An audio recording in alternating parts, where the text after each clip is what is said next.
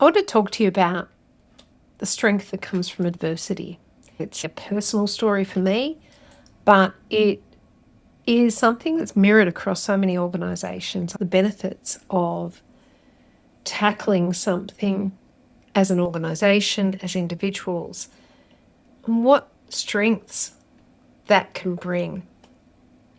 So for me, my apparent challenge was a stage 4 cancer diagnosis. Yeah, there was a moment when the world tilted sideways, but I actually think the adversity wasn't the thing. The adversity was the change that it rendered in me as a leader, a corporate identity.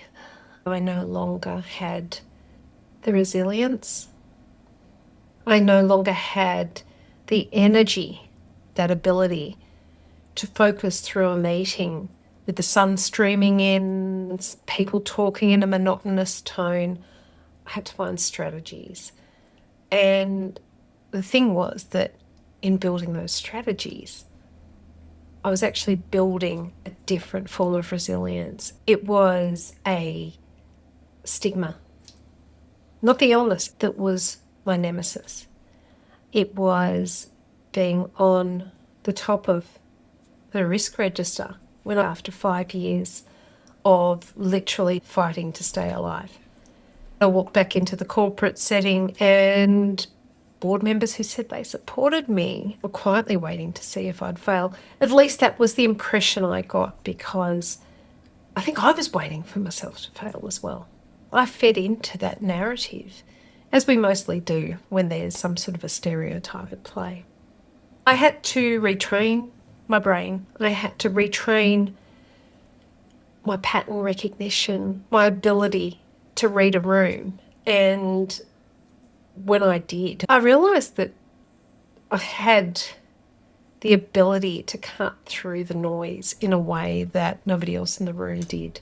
That became a superpower. So if you've ever tried to lead through uncertainty, if you've ever tried to hold a team together while that ground is still moving beneath you, you already know exactly what that feels like, the adversity side of it. But it's that moment when you realise that with all of that, with all of the crisis, you're going to come through it stronger for it. You're going to build something that can withstand those earthquakes. Let's face it, the real hard-won lessons only come from being taken apart and having to put yourself back together again.